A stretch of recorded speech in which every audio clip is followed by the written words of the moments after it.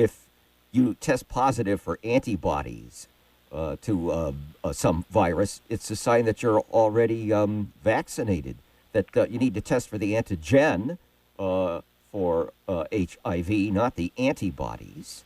The production of antibodies is a sign of the body's healthy response to a microbial invader. It's not a predictor of disease, but you can't test for the antigen because it's never been properly cultured, and there's no gold standard for HIV testing then, from the get-go. That's correct. We have talked about that quite often, and it remains true that HIV has never been isolated as a live infectious virus from a living patient. Now, there have been quite a few virological workarounds that they've done to try to claim that they've established the existence of HIV. And when they did the famous list of 64 possible causes of a false positive on the test, the gold standard they were comparing it to was something called co-culture, where they attempt to extract from the blood sample one or more of the 9 proteins that are presumed to make up HIV, but which can also all be found in the normal bodies of people who aren't considered HIV positive. So there are quite a few reasons to be skeptical about the test. As you said, it's a test for an antibody response, which for most viral diseases indicates immunity. For some, like herpes, it does not necessarily, because the virus can remain undercover with the immune system controlling it but not getting rid of it.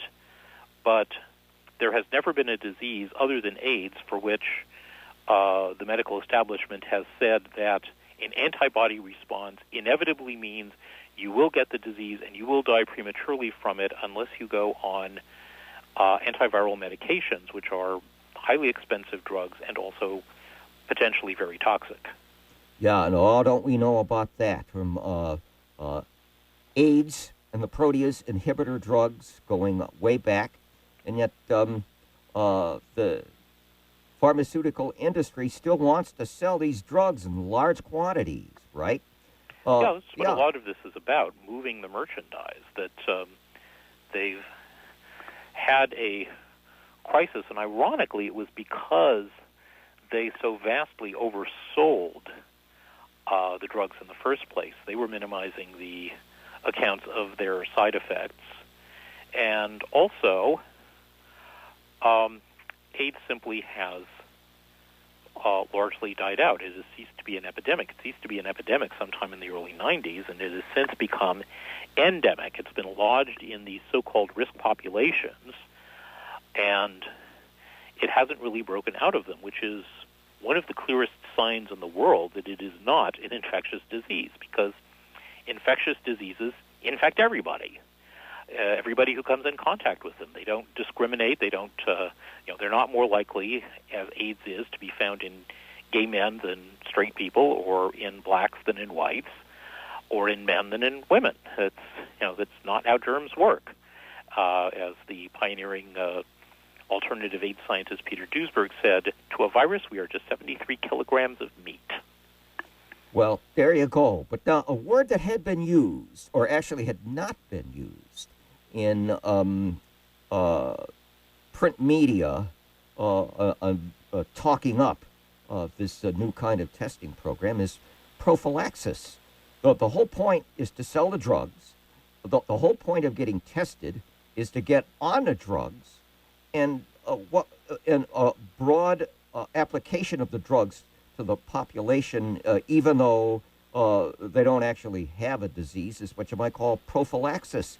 Now, hadn't prophylaxis drug treatment of HIV come up at the World AIDS Conference in Berlin? This is in 1993, so it's not a new idea, right, of giving huge amounts of drugs to people who are asymptomatic.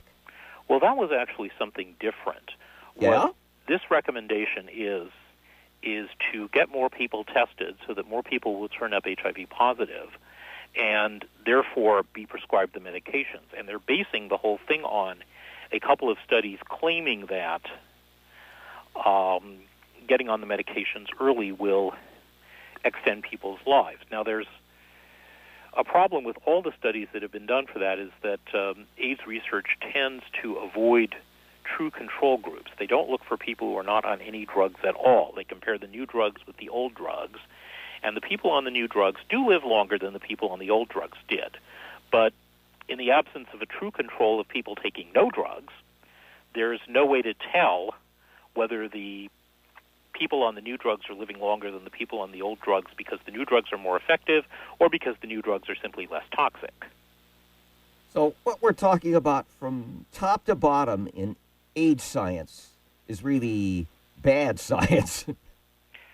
It goes back to the fact that on the basis of very little evidence, AIDS was almost immediately proclaimed to be a sexually transmitted disease simply because the very first cohorts that were diagnosed with it in Los Angeles and San Francisco and New York were gay men, a handful of gay men in each city who knew each other and had had sex with each other. And we're talking about maybe 1982, right? 1981, back in, yeah. When the CDC first identified it in their charmingly named journal, the Morbidity and Mortality Weekly Report. And that was kind of the mistake from which all the other bad consequences have flowed, that AIDS has been treated as if it were an STD, and the fact that it has not spread the way an STD spreads, that it doesn't have a consistent epidemiology, doesn't have a consistent pathology, and nobody has come up with a convincing explanation of how HIV could cause AIDS, which the scientists even admit rather elliptically when they say in their papers, the pathogenesis of HIV into AIDS remains a mystery, meaning we're absolutely sure HIV causes AIDS, but we don't have a clue as to how. And that really is like no science at all, isn't it? And even like it's an article of faith.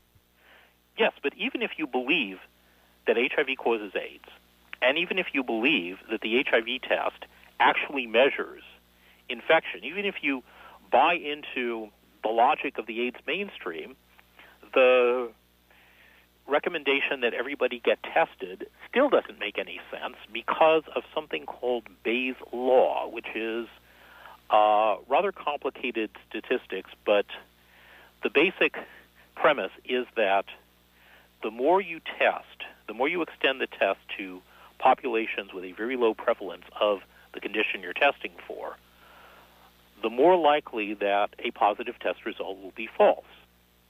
If you have a population where 10% of the people have the condition, you're going to get a certain number of positive results, and a lot of them will be true.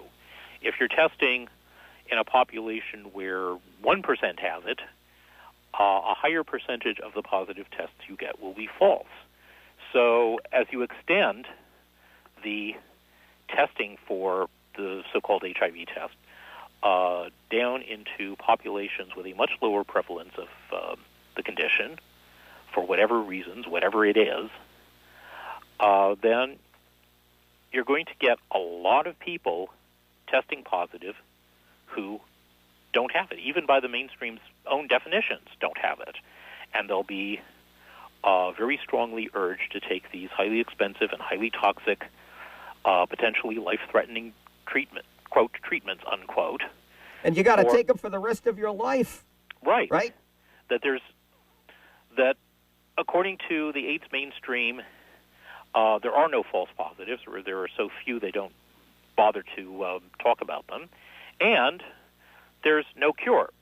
That, you never get to a point where you say, okay, you don't have this anymore, you can stop taking the drugs. They are a lifelong commitment. And AIDS treatment was originally modeled on cancer chemotherapy, but even in cancer chemotherapy, they have a condition where they can say, okay, we don't see any cancer here, you can stop these horrible drugs. Yeah.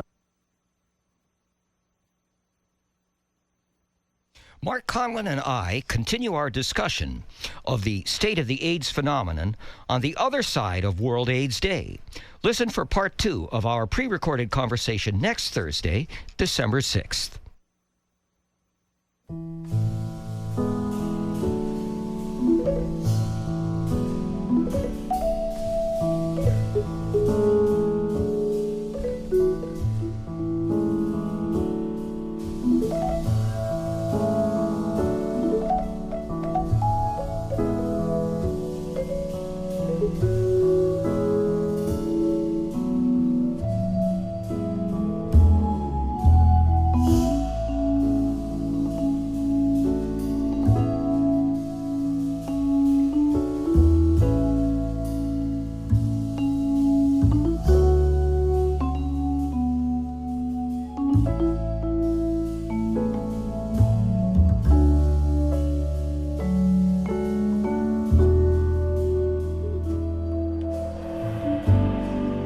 Sometimes I think that I know what love's all about when I see the light.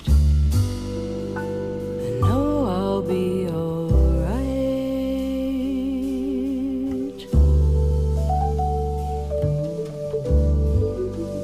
I've got my friends in the world. I've had my friends. We were boys and girls, and the secrets came unfurled.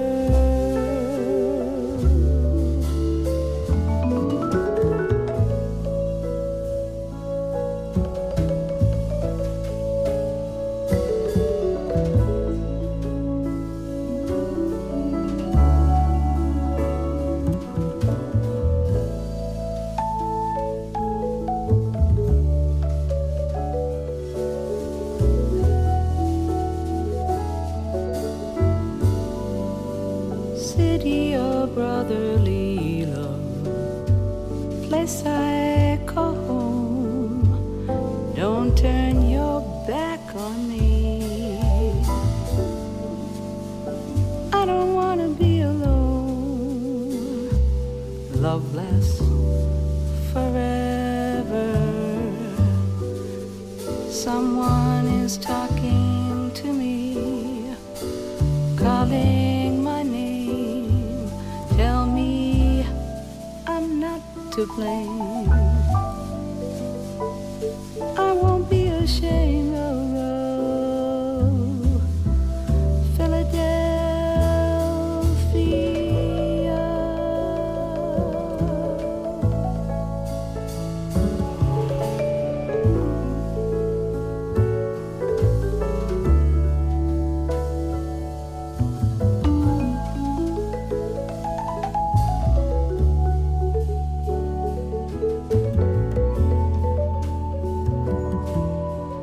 Sometimes I think that I know what love's all about when I see the light.